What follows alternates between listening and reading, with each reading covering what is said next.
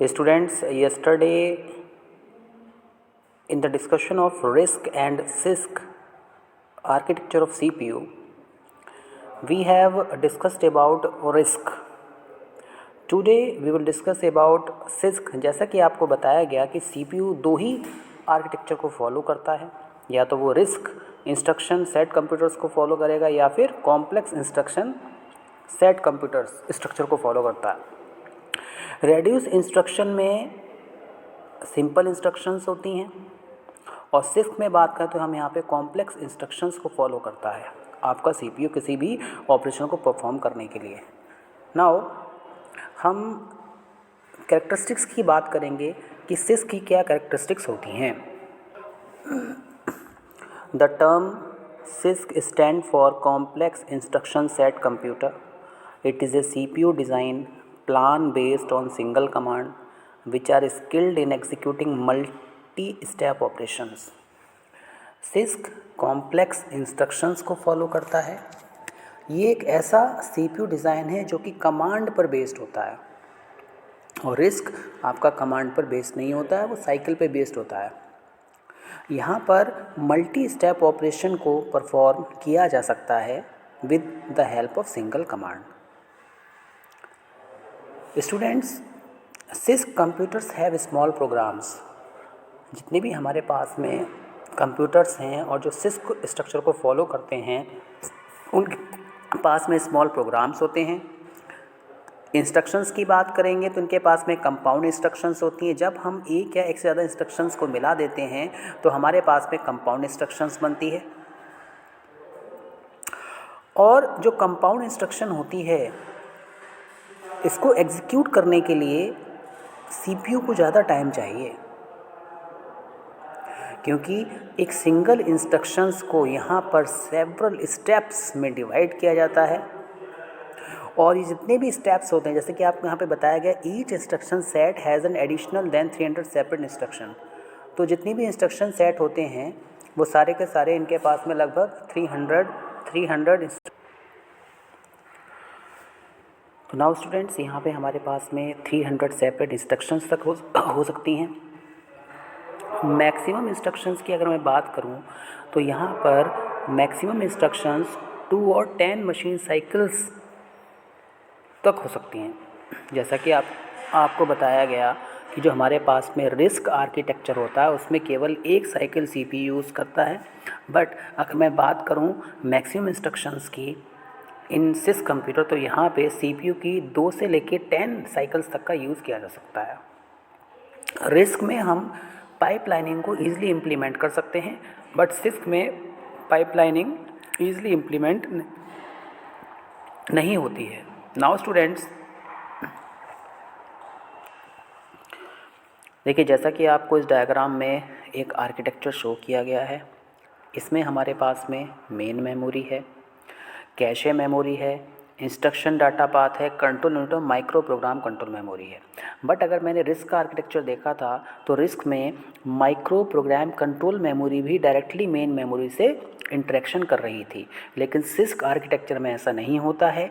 यहाँ पर main memory का इंस्ट्रक्शन कैशे मेमोरी से होता है, इंस्ट्रक्शन और डाटा पाथ होते हैं, कंट्रोल यूनिट होती है और माइक्रो प्रोग्राम इंस्ट्रक्शंस होती हैं।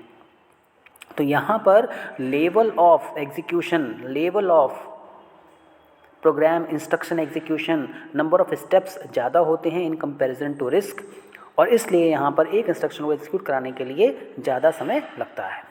स्टूडेंट्स, CISC जो मशीन्स होती हैं they are based on the overview of program compilers. ये प्रोग्राम कंपाइलर्स के ऊपर बेस होती हैं।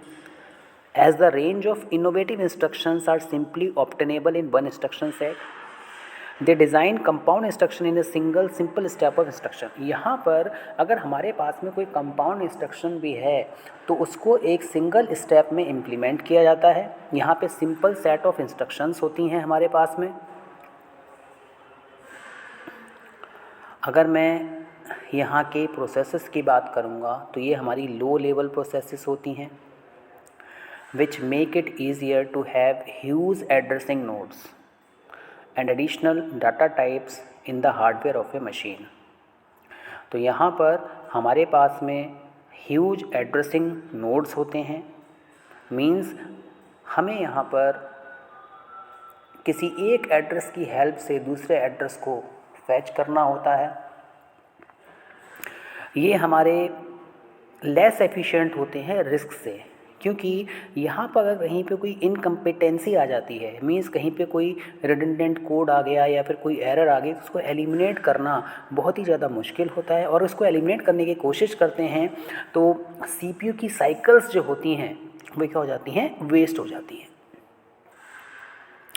माइक्रो प्रोसेसर चिप्स को इम्प्लीमेंट करना भी डिफ़िकल्ट है, अंडरस्टैंड करना भी डिफ़िकल्ट है, प्रोग्राम करना भी डिफ़िकल्ट है, क्योंकि यहाँ पर हार्डवेयर की जो कॉम्प्लेक्सिटी होती है उसका लेवल क्या होता है, बहुत ही ज़्यादा होता है। स्टूडेंट्स,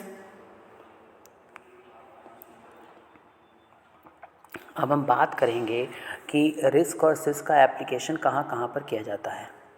अगर मैं रिस्क की बात करूँ तो इनका application high ended applications like आप वीडियो प्रोसेसिंग में कर सकते हैं, टेली कम्युनिकेशन में कर सकते हैं, इमेज प्रोसेसिंग में कर सकते हैं। Six is used in low and application. Six की बात करें तो इनका लो एंड एप्लीकेशंस के लिए यूज़ होता है, जैसे सिक्योरिटी सिस्टम्स के लिए यूज़ होता है या फिर होम ऑटोमेशन के लिए इनका यूज़ किया जाता है। तो अगर मुझे कहीं पे वीडियो प्रोसेसिंग करनी है, टेली कम्युनिकेशंस करने हैं या फिर इमेज प्रोसेसिंग करनी है, तो वहाँ पर मुझे सिंपल इंस्ट्रक्शंस का सेट चाहिए। और अगर कहीं पे मुझे सिक्योरिटी सिस्टम्स लगाने हैं, कहीं पे कोई ऑटोमेशन लेके आना है, तो वहाँ पे six is more better then risk. Student, अगर मैं रिस्क के एडवांटेजेस की बात करूँ तो एडवांटेजेस यहाँ पर हमारे पास में सेट ऑफ इंस्ट्रक्शंस होती हैं, high level language program code होते हैं जो कि हमारे लिए एक एफिशिएंट रनिंग एनवायरनमेंट प्रोवाइड करते हैं। यहाँ पर माइक्रो प्रोसेसर में जो एक्स्ट्रा स्पेस होता है, क्योंकि ये क्या है, सिंपल इंस्ट्रक्शंस को फॉलो करता है, मीन्स रजिस्टर्स वैकेंट रहेंगे तो उनको यूज़ किया जा सकता है। यहाँ पर जो हमारे रजिस्टर्स होते हैं, हम अगर बात करें रिस्क प्रोसेसर, तो जो हमारे पास में रिस्क प्रोसेसर्स होते हैं वो रजिस्टर्स का यूज़ करते हैं आर्गूमेंट को पास करने के लिए या फिर होल्ड करने के लिए लोकल वेरिएबल्स को। Risk functions use only a few parameters. इसमें हमारे पास में फ्यू पैरामीटर्स होते हैं। रिस्क प्रोसेसर्स कॉल इंस्ट्रक्शंस का यूज़ नहीं करते हैं, जैसे सिस्टम कॉल या फिर कोई फिक्स लेंथ इंस्ट्रक्शंस हमारे पास में होती हैं, इनका यूज़ पाइपलाइनिंग के लिए किया जाता है। यहाँ पे जो ऑपरेशंस की स्पीड होती है उनको मैक्सिमाइज़ किया जा सकता है, एग्जीक्यूशन टाइम को मिनिमाइज़ किया जा सकता है बिकॉज ऑफ सिंपल इंस्ट्रक्शंस। यहाँ पे जितनी भी इंस्ट्रक्शंस होती हैं उनकी लेंथ फिक्स होती है, तो इट मीन्स यहाँ पे हम पैरेललिज्म आसानी से लेके आ सकते हैं। देखिए डिसएडवांटेजेस क्या क्या होते हैं रिस्क के। यहाँ पर प्रोग्रामर पे डिपेंड करती है प्रोसेसर की स्पीड। कंपाइलर यहाँ पे एक वाइटल रोल प्ले करते हैं, क्योंकि यहाँ पर कहीं ना कहीं हमारे पास में जो कॉम्प्लेक्स इंस्ट्रक्शंस आती हैं उनको रिस्क कोड में चेंज करना होता है। While rearranging the sys code to a RISC code termed as code expansion, while increasing the size and the quality of the code expansion will again depend on the compiler. देखिए, अगर मैं six code को risk code में change करूँगा तो ये code expansion कहलाता है। जैसे आपने प्रोग्राम को कंपाइल किया, आपके पास में ऑब्जेक्ट कोड आया, या फिर आपने किसी क्लास ऑब्जेक्ट ओरिएंटेड प्रोग्राम को कंपाइल किया तो आपके पास में क्लास फाइल आती है, तो कहीं ना कहीं कोड का एक्सपेंशन हो रहा होता है। और ये भी आपके कंपाइलर पे ही डिपेंड करता है कि कंपाइलर किसी कोड को एक्सपेंड करने में लाइब्रेरी का यूज़ कर रहा है। फॉर एग्ज़ाम्पल अगर मैं बात करूं विंडोज़ की, तो विंडोज़ में 8086 आर्किटेक्चर इंटेल का फॉलो होता है, ठीक है। इसी तरह से AMD प्रोसेसर का आर्किटेक्चर आपका अलग होता है, उसकी इंस्ट्रक्शन सेट अलग होती हैं। Student, the first level cache of the RISC processor also given to RISC. अगर मैं बात करूं फर्स्ट लेवल कैशे की, L1 कैशे की रिस्क आर्किटेक्चर में, तो यहाँ पर आप देखेंगे कि processor have large memory cache on chip itself. तो यहाँ पर इंस्ट्रक्शन को फीड करना बहुत ही आप कह सकते हैं कि हमें एक लार्ज मेमोरी सिस्टम्स की ज़रूरत होती है अगर मैं यहाँ पे इंस्ट्रक्शंस को फीड करना चाहता हूँ, सीपीयू को बिज़ी रखना चाहता हूँ। अब देखिए सिस्क के मैं एडवांटेजेस की बात करता हूँ। यहाँ पर मल्टी प्रोग्रामिंग को हम इम्प्लीमेंट कर सकते हैं। ये लेस एक्सपेंसिव होते हैं हार्डवायर्ड कंट्रोल के थ्रू। स्टूडेंट, यहाँ पर माइक्रो कोडिंग की जा सकती है और सिस्क मशीन अपवर्ड कंपैटिबल होती हैं। यहाँ पर हम कह सकते हैं fewer instructions could be use to implement a given task. Fewer instructions का यूज़ करके हम किसी भी गिवन टास्क को इम्प्लीमेंट कर सकते हैं। इसके डिसएडवांटेजेस की अगर मैं बात करूँ स्टूडेंट्स, यहाँ पर कॉम्प्लेक्स इंस्ट्रक्शंस हैं। कॉम्प्लेक्स इंस्ट्रक्शन को एग्जीक्यूट करने के लिए सीपीयू की ज़्यादा साइकिल्स का यूज़ किया जाएगा। So we can say that the performance of the machine slows down due to the amount of clock time taken by different instructions. Risk में इंस्ट्रक्शंस का साइज़ क्या था? फिक्स था, उनकी फिक्स लेंथ थी, लेकिन यहाँ पे वेरिएबल लेंथ होती है तो यहाँ पर ज़्यादा टाइम लगता है, मशीन्स की परफॉर्मेंस स्लो हो जाती है। हम ये कह सकते हैं कि अगर मेरे पास में बहुत सारी इंस्ट्रक्शंस हैं तो केवल 20% इंस्ट्रक्शंस का यूज़ टिपिकल प्रोग्रामिंग इवेंट के लिए किया जा सकता है। और यहाँ पर हमारे पास में वेरियस स्पेशलाइज्ड इंस्ट्रक्शंस भी होती हैं जिनका कि हम फ्रिक्वेंटली यूज़ नहीं करते हैं। स्टूडेंट्स, मैंने आपको बताया कि कहीं पे आपको सिक्योरिटी प्रोवाइड करनी है, आपको ऑटोमेशन प्रोवाइड करना है, तो ये कुछ ऐसे टास्क होते हैं जिनका typical programming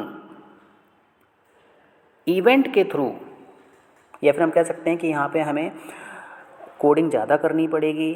programming code convert होगा, आपका सिस कोड, कॉम्प्लेक्स इंस्ट्रक्शन आपकी सिंपल इंस्ट्रक्शंस में कन्वर्ट होंगी, यहाँ पे ज़्यादा टाइम लगेगा। तो it means we can say that RISC architecture is more better than CISC architecture. Hope you have understood this lecture. Thank you very much.